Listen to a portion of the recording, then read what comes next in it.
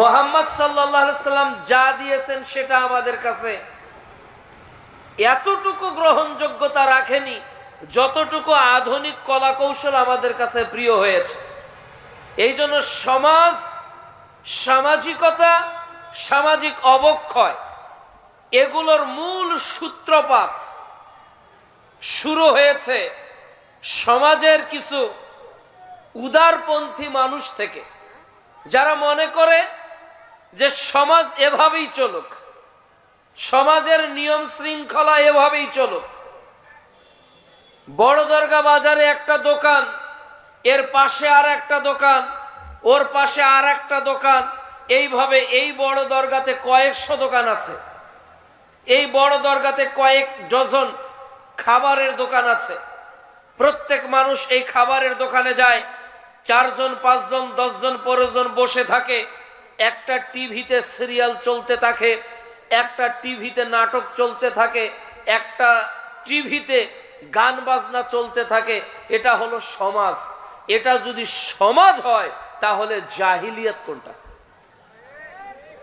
বলেন তো? এর নাম যদি সমাজ বলেন তো জাহালত কোনটা?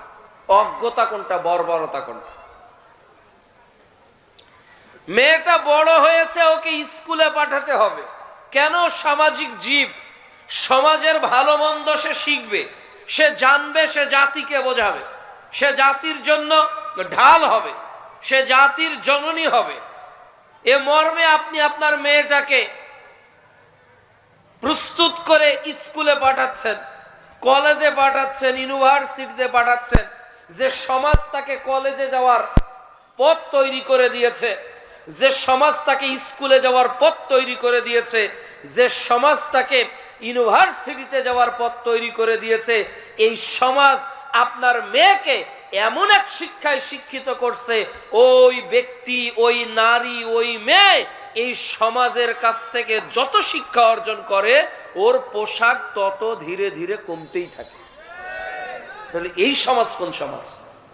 যে সমাজে পর্দা করাটাই বিপদ, বেপর্দায় চলাটাই সহজ।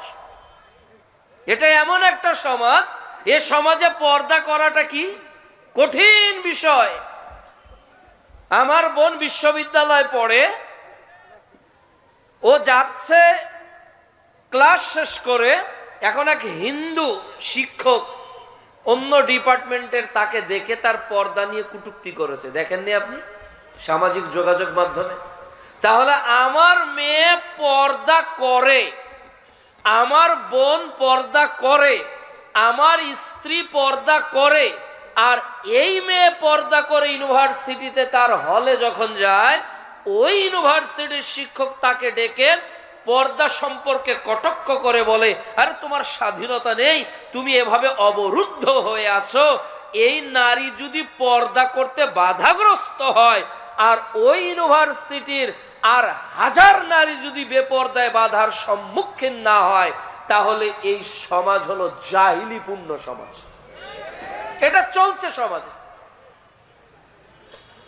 তাহলে পুরো সমাজে অবক্ষয়ের অনেকগুলো সেক্টর অঙ্গাঙ্গি ভাবে একটার সঙ্গে একটা জড়িত। এ যেন মালাগাতা পুঁথির মতো, একটা পুঁথি যেমন আর একটার সঙ্গে লেগে আছে, আর একটা পুঁথি যেমন আর একটার সঙ্গে লেগে আছে।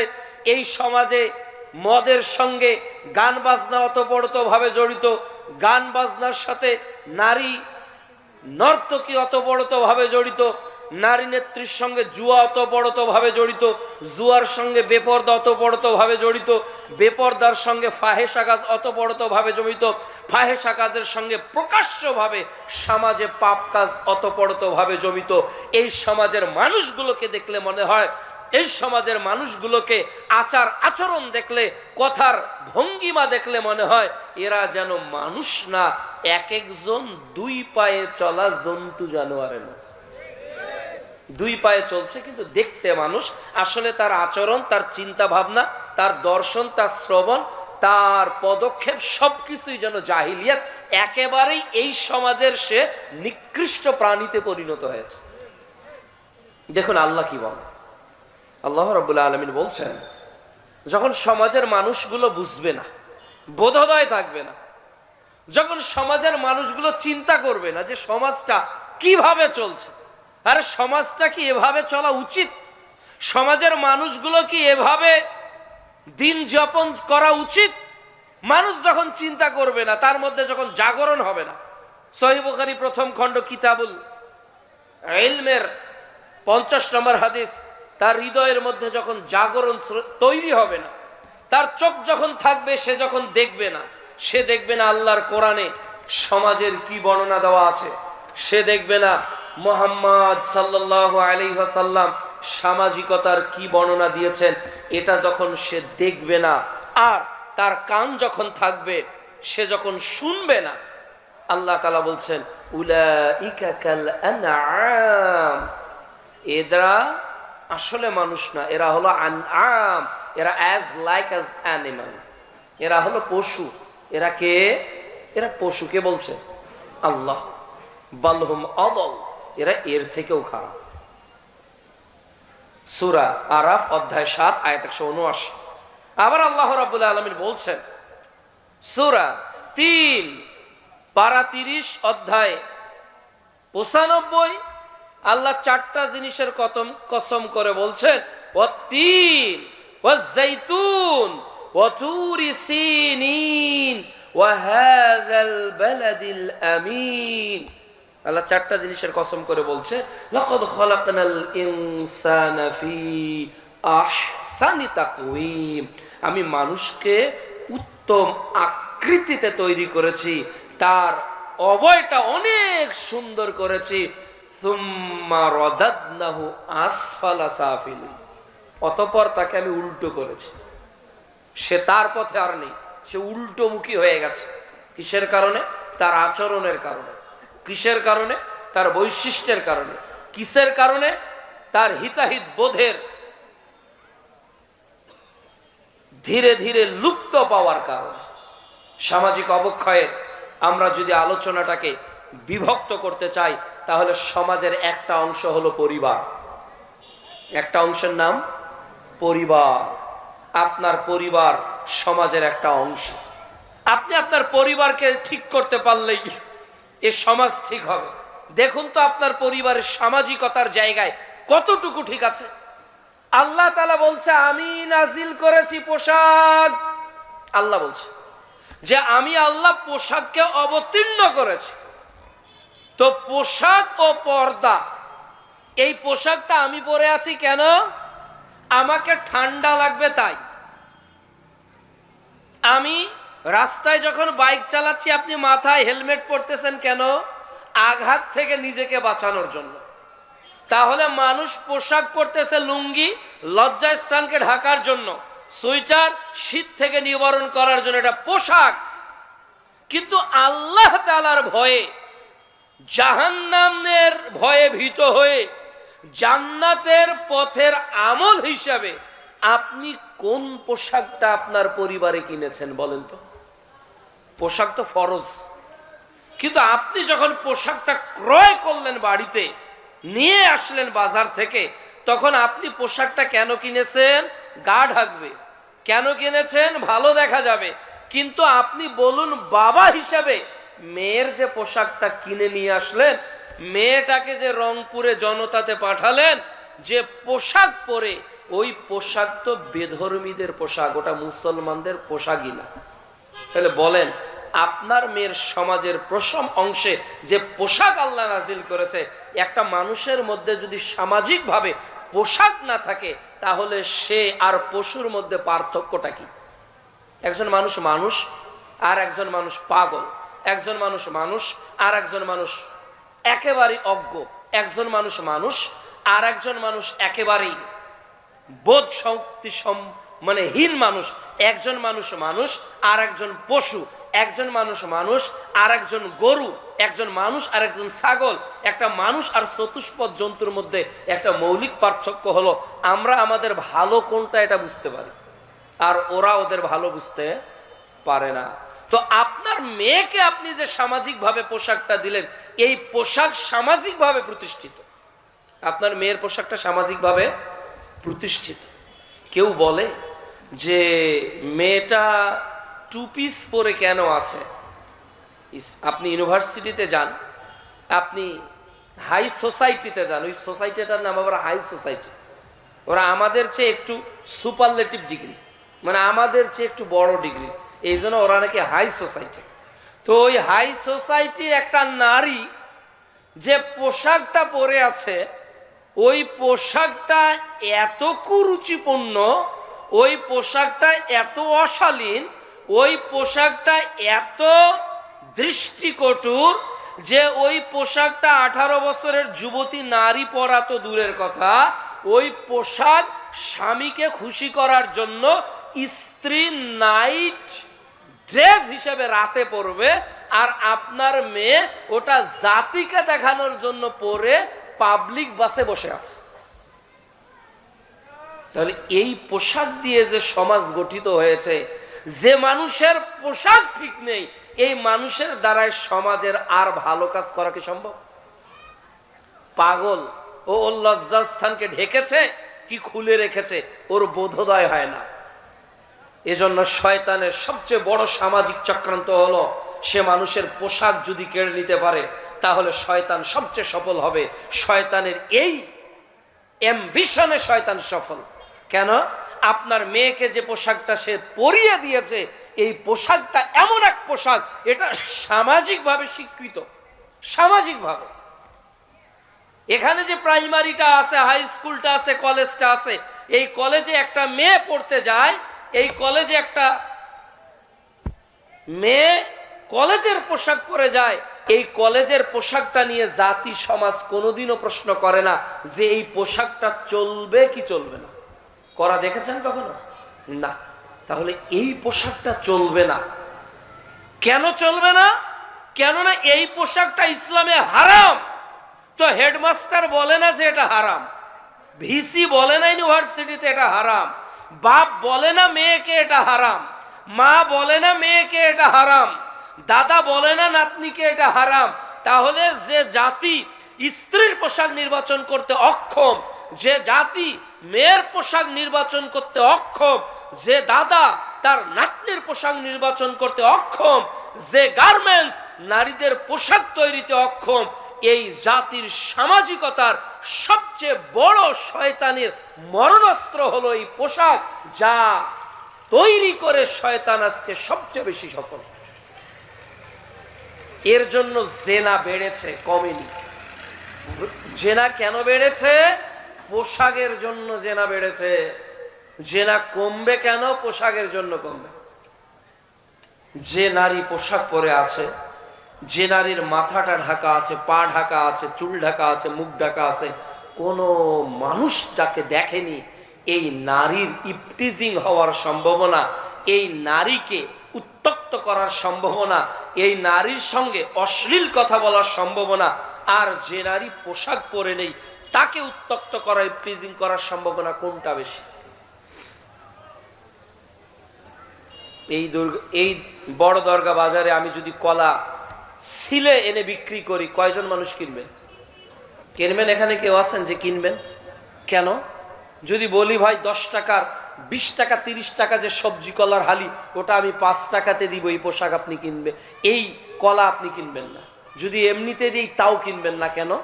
ওর মূল রূপ নষ্ট হয়ে গেছে। ওর মধ্যে যত পুষ্টিগুণ থাক, ওর মধ্যে যত ভালো জিনিস থাক, ওটা আর জাতি গ্রহণ করবে না, ওটার জাতি গ্রহণ করবে না। এই জন্য পোশাকে সফল হয়েছে শয়তান। আর সামাজিক ব্যাধির, সামাজিক অবক্ষয়ের 1 নাম্বার অবক্ষয় হলো পোশাক। আমি আপনাদেরকে ওপেন চ্যালেঞ্জ করে বলছি, আজকের আলোচনায় যদি আমার একটা বিষয় ধরতে পারেন, আমি আমার স্ত্রীর পোশাককে সামাজিক পোশাক করব। কোন সমাজ? যে সমাজ আল্লাহ নাজিল করেছেন। কোন সমাজ? যে সমাজের প্রতিনিধিত্ব মুহাম্মদ সাল্লাল্লাহু আলাইহি সাল্লাম করেছেন। ওই সমাজ যদি আপনি পৃথিবীতে পোশাকের ক্ষেত্রে কেবল কায়েম করতে পারেন, বাংলাদেশে শতকরা 95টা নারী পুরুষের সম্পর্কিত পাপকে বন্ধ করা সম্ভব। 95টা পাপকে বন্ধ করা সম্ভব যদি আপনার স্ত্রীটা পোশাক থাকে। দেবর এসেছে একবারে মুখ ঢেকে নেবে, না না না না না, এটা হলো আপনার স্ত্রী। কেউ এসেছে চট করে বোরকাটা পরে সে তার রুমে চলে গেল, এ হলো আপনার স্ত্রী। খালাতো ভাই মামাতো ভাই চলে এসেছে, আর আপনার মেয়েটা চট করে তার রুমে গিয়ে সিটকিনি লাগিয়ে দিল, দরজা লক করে দিল। যতক্ষণ খালাতো ভাই মামাতো ভাই চাচাতো ভাই এই বাড়িতে আছে ততক্ষণ সে আর বের হয় না, এ হলো সতী নারী। আর যে বের হয়ে বিস্কুট খেয়ে খেয়ে খালাতো ভাইয়ের সঙ্গে গল্প করে, এ হলো জেনাকারী নারী। তাহলে যে নারীর পোশাক নেই এই সমাজে কখনো শান্তি আসতে পারে না, যে পরিবারে পোশাক নেই এই পরিবারে কখনো শান্তি আসতে পারে না। এই জন্য সামাজিক অবক্ষয় শুরু হয়েছে কোত্থেকে? পোশাক থেকে, পোশাক থেকে। আর ইবলিস আদম আলাইহিস সালামের কাছ থেকে পাপ করিয়ে আল্লাহ প্রথম শাস্তি যেটা দিয়েছেন আদম সন্তানকে, সেটা হলো তার কাছ থেকে কি কেড়ে নিয়েছেন? পোশাক কেড়ে নিয়েছেন। এই একটা জিনিস যাতে বলতে বলতে যান, শোনো আমেনার মা, শোনো শোনো, আর বাইরে বের হওয়া যাবে না, আর বাইরে বের হওয়া যাবে না। আপনার স্ত্রী বের হবে না মানে? এই যে ধান কাটতেছেন আপনি, আপনার স্ত্রীও বাইরে। যে লোকটা ধান কাটতে এসেছে 10 জন 12 জন, ও আপনার বাড়িতে। তাহলে আপনার ওই 10 জন 11 জন কৃষককে কে ভাত বেড়ে দিচ্ছে, কে তরকারি বেড়ে দিচ্ছে? ও হলো আপনার স্ত্রী, যার স্বামী আপনি হলেন দায়ুস। যার স্বামী আপনি হলেন দায়ুস। এটা আজকে চলছে না সমাজে? আপনার স্ত্রী দোতলাতে গিয়ে ধান শোকায়, আপনার স্ত্রী মাঠে ধান শোকাচ্ছে, ও পা দিচ্ছে, ও ঝাড়ু দিয়ে ধানে পরিষ্কার করার চেষ্টা করতেছে। এই বড় দরগা বাজার দিয়ে ওই রাস্তা দিয়ে পুলিশ যায়, ওই রাস্তা দিয়ে ভ্যান চালক যায়, ওই রাস্তা দিয়ে অটো চালক যায়, ওই রাস্তা দিয়ে কৃষক যায়, ওই রাস্তা দিয়ে হাই স্কুলের শিক্ষক যায়, ওই রাস্তা দিয়ে প্রাইমারি শিক্ষক যায়। ডিমান্ড আপনার, আপনি ডিমান্ড নিয়ে স্ত্রীকে বিয়ে করেছেন, এজন্য স্ত্রী আবার মোহর দিয়েছেন। খাওয়ান আপনি, পরান আপনি, খাট দিয়েছেন আপনি, এসি দিয়েছেন আপনি, রান্নাঘর করে দিয়েছেন আপনি। রাত দিন যে স্ত্রীর জন্য আপনি এত পরিশ্রম করেন, আপনার স্ত্রী আপনার অধীনে না থেকে জাতীয় সম্পদে পরিণত হয়ে গিয়েছে। এই বেপর্দা দিয়ে কখনো সমাজের উন্নয়ন করা সম্ভব নয়। আজকে টিভির পর্দা খুললেই একটা নারীকে দেখবেন পর্দাওয়ালা নাকি বেপর্দা? বলেন তো। বেপর্দা, তার মধ্যে পর্দা নেই। একটা কলমের অ্যাডে একজন নারী, তার মাথায় চুল ছেড়ে দেওয়া, শরীরের সব বোঝা যায়। একটা সাবানের অ্যাড, সেখানে নারীর বিকৃত ছবি। পৃথিবীতে যে জায়গায় যাবেন, পৃথিবীতে যে জায়গায় যাবেন, একটাই অবক্ষয় দেখবেন, এটা হলো পোশাকের। সামাজিকভাবে এই পোশাকের অবক্ষয়ের কারণে গোটা জাতির মধ্যে পাপ ছড়িয়ে পড়েছে। এজন্য আল্লাহ তাআলা যেন আমাদের এই পোশাকের সামাজিক অবক্ষয় থেকে জাতিকে রক্ষা করার তৌফিক দান করেন। সম্মানিত উপস্থিতি, এরপরে আমরা সামাজিক অবক্ষয়ের এক হাদিসে 3টা জিনিস জানবো যে সমাজ কিভাবে অবক্ষয় হয়। তিরমিজিতে রাসূলুল্লাহ সাল্লাল্লাহু আলাইহি সাল্লাম বলছেন, 2122 নম্বর হাদিসে রাসূলুল্লাহ সাল্লাল্লাহু আলাইহি ওয়াসাল্লাম বলছেন, পৃথিবীতে ভূমিকম্প হবে। কি হবে? ভূমিকম্প হবে, ভূমিধস হবে, আকার আকৃতির পরিবর্তন হয়ে যাবে, ভূমিধস হবে, ঘন ঘন ভূমিকম্প হবে, ভূমিধস হবে, এক জায়গায় ধসে পড়বে, মানুষের আকার পরিবর্তন হয়ে যাবে।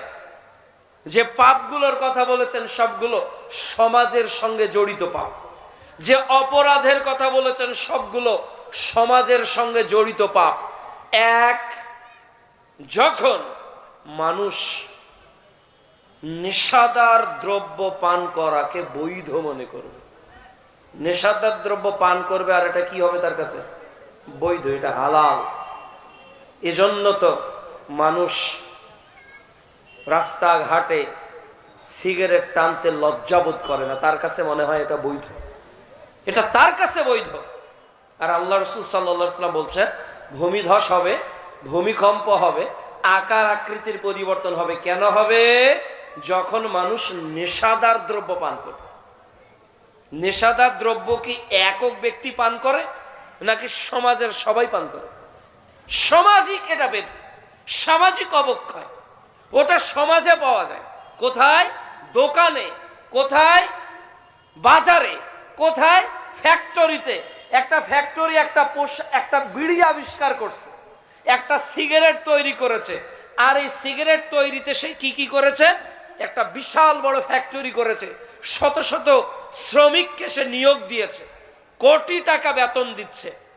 এর একটা মনোগ্রাম তৈরি করার জন্য আবার আলাদা কোম্পানির কাছে সে মনোগ্রাম তৈরি করে নিয়েছে। এরপর মাঠ পর্যায়ে কর্মী নিয়োগ দিয়েছে, এরপর তৃণমূল পর্যায়ের লোক নিয়োগ দিয়েছে, এরপর পাইকারি বিক্রেতার নিকট থেকে খুচরা বিক্রেতা সেটা নিয়ে আসে, খুচরা বিক্রেতা নিয়ে এসে বড় দরগায় দোকান দিয়েছে, আশেপাশের গ্রামের একটা থোপে দোকান দিয়েছে, টিন দিয়ে ঘেরা একটা দোকান, যে দোকানে চাল পাওয়া যাবে না, যদি দোকানে চাল পাওয়া না যায়, ডাল পাওয়া না যায়, যদি দোকানে আলু পাওয়া না যায়, মরিচ পাওয়া না যায়। বাংলাদেশের জাহিলিপূর্ণ সমাজে দোকানে মরিচ পাওয়া না গেলেও, চাল পাওয়া না গেলেও, প্রত্যেকটা দোকানে যেটা পাওয়া যাবে তার নাম বিড়ি।